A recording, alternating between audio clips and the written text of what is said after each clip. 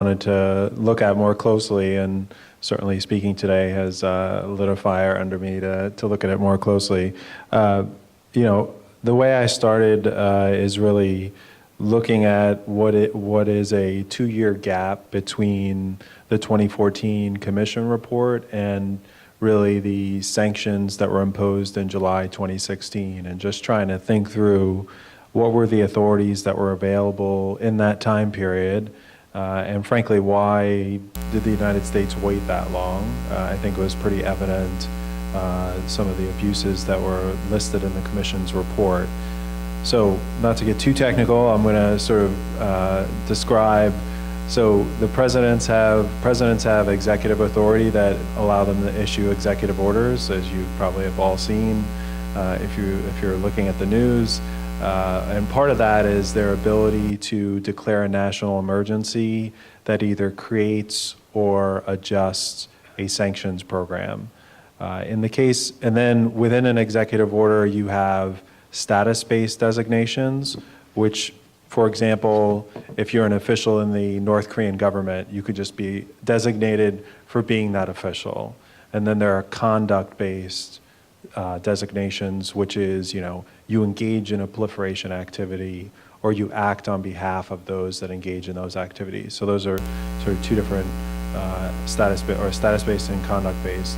So looking at that 2-year gap, I looked at January 2015 when Executive Order 13687 was issued, and I'm sure everybody that follows North Korea remembers that because it was issued because of the Sony Pictures hack, cyber hack.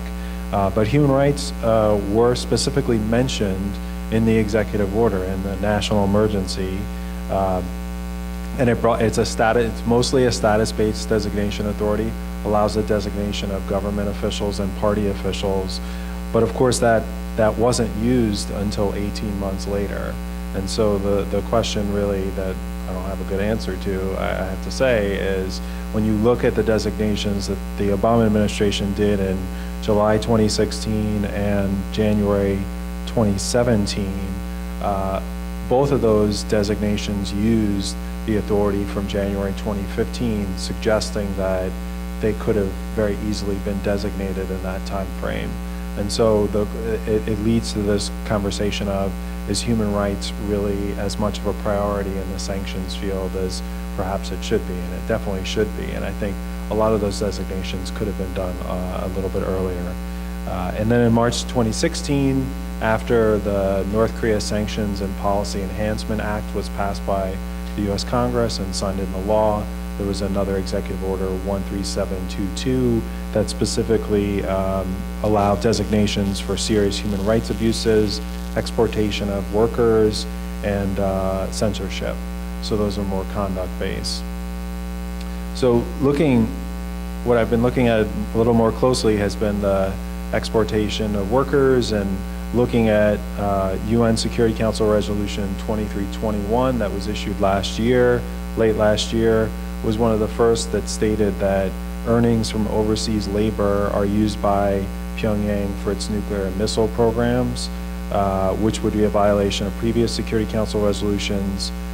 One expert, Marcus Noland, who most people know, puts the earnings from the practice at less than $500 million annually.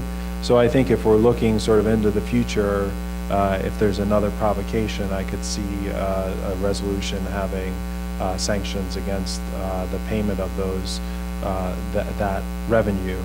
So that has led me to really 6 recommendations, policy recommendations, which I'll briefly describe here. The first is that the Treasury Department should clarify that foreign banks risk losing their access to the U.S. financial system if they engage in the revenue that goes to North Korea for exportation of workers. That's already under one of the executive orders.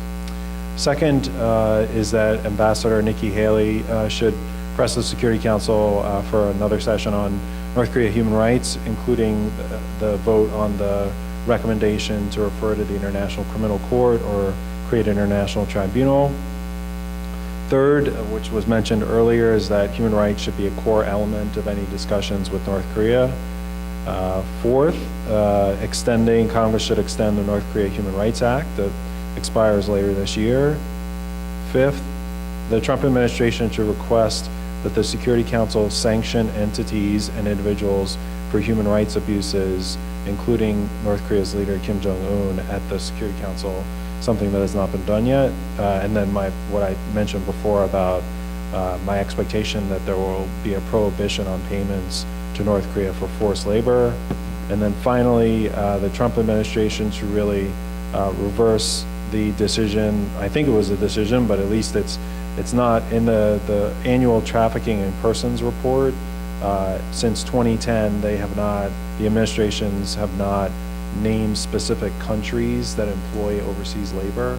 I think that would be a key element for naming and shaming. I would just say primarily is that there are now, thanks to multiple rounds of designations, there are many persons that have been designated for human rights, but it's my expectation that sort of the next round, similar to what was done in the Iran sanctioned context, is going to be going to countries and going to companies and saying that you cannot continue to be an enabler of these human rights abuses that are occurring, and that you cannot provide this money directly back to North Korea. And I think that will likely be in U.S. law already, and then we'll have to see if China and other countries would be willing to do that in the Security Council. Thank you. Anthony, thank you very much. We have some time to take questions from the audience. Yes, ma'am, we'll go to you first.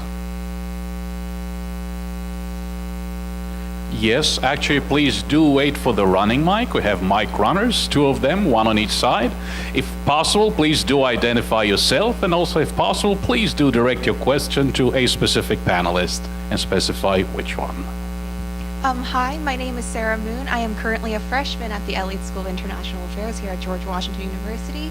My question can go to any 3 of our speakers today. So I am a big advocate of the human rights approach, but I have some concerns about it. For example, the free flow of information, or the more information entering North Korea today. I'm worried that this could make North Korean civilians more vulnerable to the punishments that the regime implements.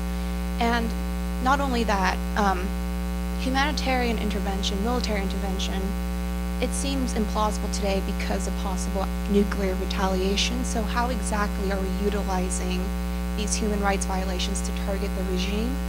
And if we are imbuing future humanitarian aid with political goals, wouldn't this make North Korea or the regime Kim Jong-un feel more prone to reckless actions? I'm just worried that we might push them further into a corner by pressing too much on this issue, while it is important.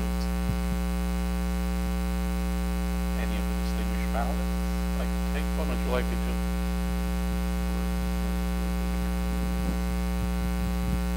I'll address part of it, but I was just thinking I'd love to be able to be one of the runners still.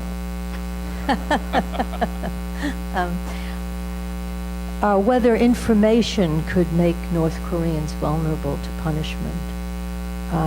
Information is coming into the country, and North Koreans have a right to know something.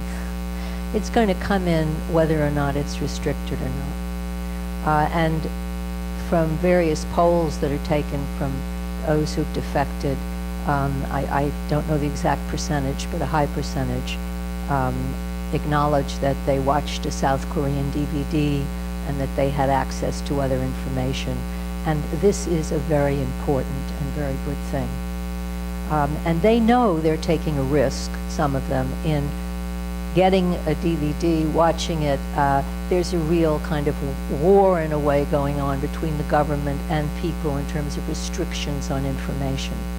But I can assure you that an answer to that is not by helping restrict more information coming into North Koreans. On the contrary, the more that comes in, the better. And you can see the results even from the ambassador in London who defected. And he did not want his children, his sons, to not have access to the internet.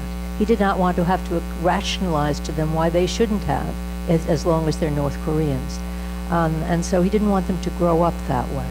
So we should never, never be in a position of being intimidated by the North Korean regime.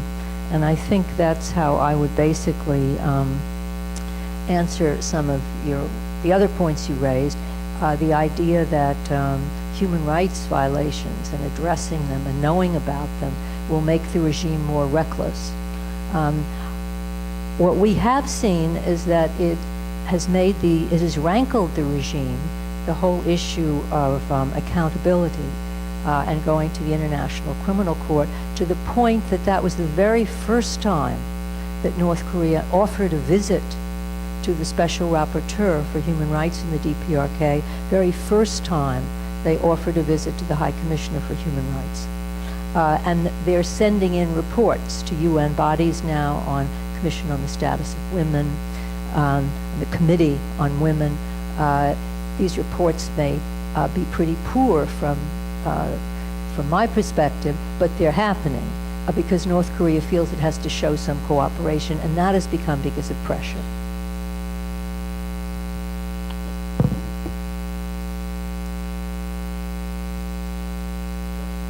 Make sure that I was being clear. I wasn't suggesting or urging military intervention in the North. Rather, I was saying that in a end of regime situation, it would be incumbent upon free societies and most incumbent upon the ROK and the US to devote resources and to prioritize the rescue of the vulnerable people in the camps who face the very real risk of mass extermination. So it's quite the opposite of urging a military intervention. It'd be prioritizing at a time of end of regime. More broadly speaking, I guess I would fault our alliance, our US ROK alliance, for devoting so little attention to planning and preparation for a free and successful unification of the Korean Peninsula. It's not as if we haven't had premonitions of the end of communist systems since November of 1989 when the wall came down in Berlin. It's been rather a long time, but it's striking how little attention, both in public and in private, has been devoted to attempting to achieve the objectives eventually that we should cherish. Among those, bringing human rights to all of the population of North Korea. And one of the things I would hope the US, the ROK, Japan, our other friends and international allies can help to focus upon in the months and years ahead is exactly thinking about these different contingencies. We have no idea when it will happen, but the more we focus on this now, the more likely we're going to avoid the worst outcomes and have a higher probability of the best ones. I'm going to take the next question from Grace Kong, and then I'm going to go to Peter. Please do wait for the mic. Thank you. Hi, I'm Grace Kong of North Korean Refugees in the United States, or NK in USA. Thank you for a really excellent panel. My question has to do with the fact that I think there's just a lack of urgency in terms of the general American population in understanding these crimes against humanity that are taking place. And so I just want to ask, about how many people do you think die every day in the camps?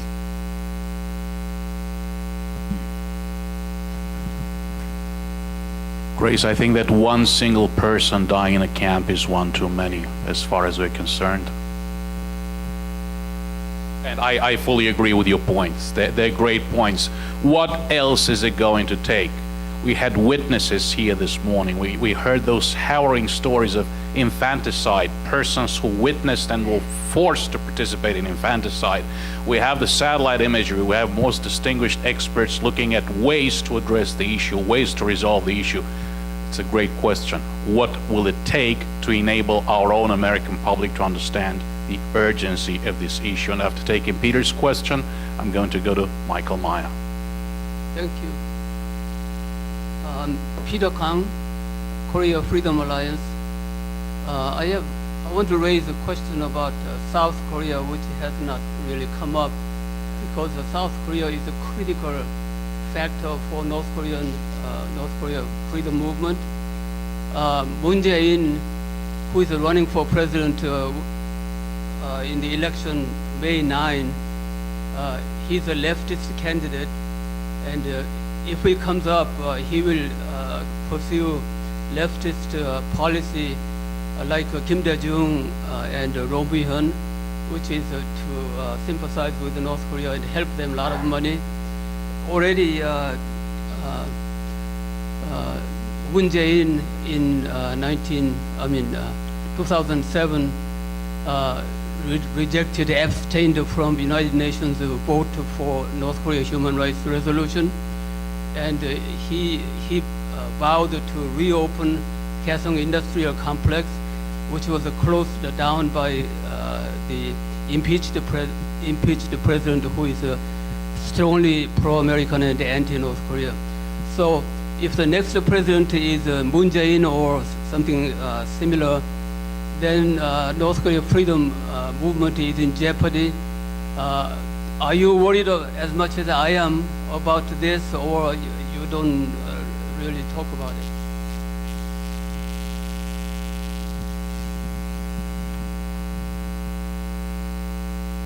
I would just, the comments I would make are obviously sanctions focused. I think what Moon will probably learn is that campaigning is different than governing, and I think that the sanctions against North Korea are stronger. The UN sanctions and the US sanctions are stronger, and that Kaesong may not be as easy to open up.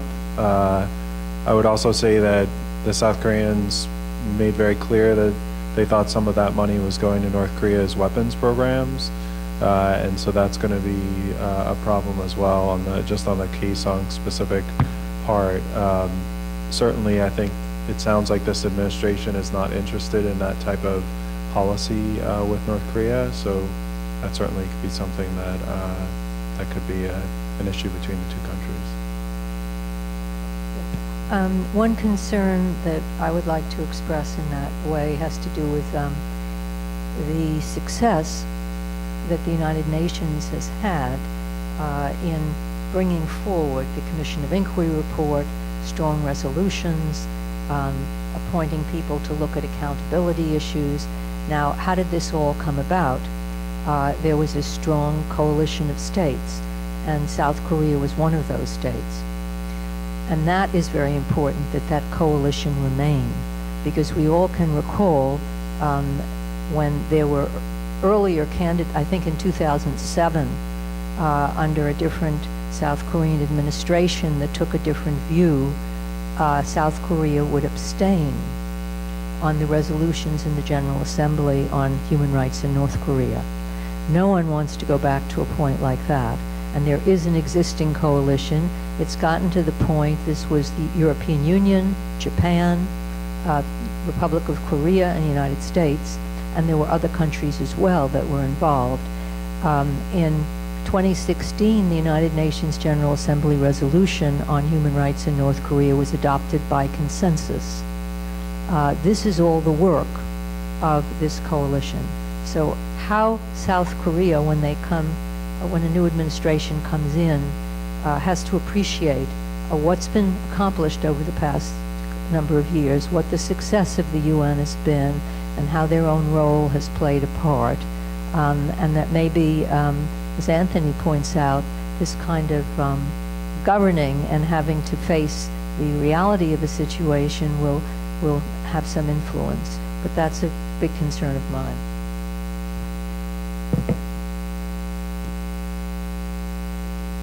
finger on a terribly important question. And it's a question which is more important than any particular political candidate in the ROK, and probably more important than any particular political party in the ROK. The remarkable paradox is that South Korea, which is literally on the front lines of North Korean human rights, seems as a society much more ambivalent and much more hesitant about human rights promotion in the DPRK than many other free countries, if I may use that phrase, around the world that don't share the consanguinity with the brothers in the North. I mean, just to mention one tiny little example, but one that made a big impression upon me. We can all remember Shin Dong-hyuk's book and the enormous impact that made around the world. That book has been translated into dozens of languages around the world. One of the very last languages that it was translated into was Korean. And it was only translated into Korean because a nonprofit foundation, rather than a for-profit publisher, decided to do this more or less as a public service. So there's a question, I think, that our South Korean friends really have to engage in, and it's a matter of self-examination. It's why do we have a situation where the country which ought naturally to be the most outspoken champion of human rights in DPRK seems to have so many hesitating contradictions about this? Of course, it's not true for everybody. Of course, we've got our South Korean friends who are militant, outspoken advocates. But there's something in South Korea that must explain this curious dynamic. And I would think that a good and unflinching diagnosis would be the first step towards a healthy prescription for curing this problem. And it is a problem. And let me take Michael Maya's question next, and then the two gentlemen in the front row, and then the fourth row, please. First, Greg and the panelists, thanks for a terrific panel. So, to my mind, the one striking feature of this panel, and in fact the whole day, is that nobody has a single photo or 15 or 20 seconds worth of meaningful video evidence of what's going on. And I think that's the game changer here. And it always strikes me as odd that we can take photographs of Mars, and you could probably find a golf ball in excruciating detail on Mars with the technology we have, but we have nothing no photographs taken from anything less than, what, 60,000 feet? I don't know, Greg, at what altitude were those photos taken? 60,000 feet? So my fear is that 10 years from now, let's say the regime falls, that we're going to find out that the CIA archives has videographic evidence or photographic evidence that they didn't release for some reason, or some intelligence service has this, and it hasn't been released for some crazy reason. And if I'm making this up, and I hope I am, what can we do to prevail upon the CIA and the NSA and the South Korean intelligence services to use every means possible to get the game-changing evidence that's needed for the Earth to see what's going on in these camps? Michael, that's a great question. I think this goes back to Grace Kong's question again. We're often outcompeted by very serious political security concerns. It's a true blessing that intelligence experts, I mentioned a few names this afternoon, Joe Bermudez is one of them, that individuals with that type of expertise are now working with the human rights community to focus international attention on these facilities. The one HRNK satellite image that has been most viewed is the ZPU-4 anti-aircraft machine gun satellite imagery. As you said, it has the impact of that one shot, that 20-second video. We're not there yet. For legitimate reasons, our own government is unable to disclose some of the capabilities that we have. Perhaps those with the right security clearance are better to see a much better resolution version of the ZPU-4 picture that I shared with you. The good news is that we are seeing an explosion in satellite imagery, an explosion in terms of expansion, of course, a massive expansion of satellite imagery capabilities. We're seeing many more smaller firms that enter the market, and we are seeing better resolution that's now allowed in the public realm by our own government, because some of these new players happen to be competing against our own firms that have government contracts and are thus bound by certain obligations. So due to competition, due to an increasing number of operators in satellite imagery, I think that decisive satellite image will be arriving at some point soon, or a set of satellite images focused in particular on North Korea's political prison camps. Also remember that they're masters of camouflage, concealment, and dissimulation, especially because they know that we're watching. They're very well versed at hiding some of the evidence that might be available through satellite imagery. Yes, sir. We'll take your question then in the front row.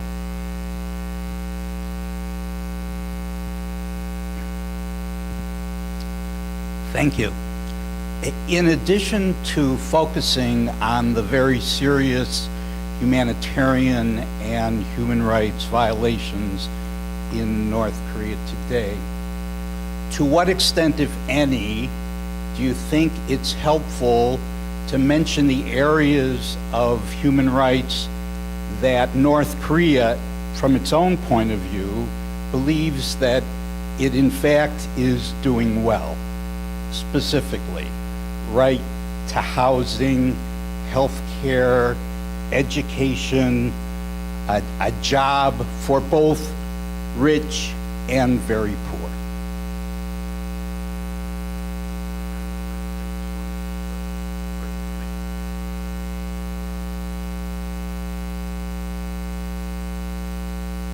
I think that's a really interesting way to proceed. I mean, you go by the UN Declaration of Human Rights and try to check the boxes. Here's the problem. One of my hobbies is demographics in North Korea. And so questions such as access of health to the health access to the population, survival schedules for the population, infant mortality, education for the society. I can't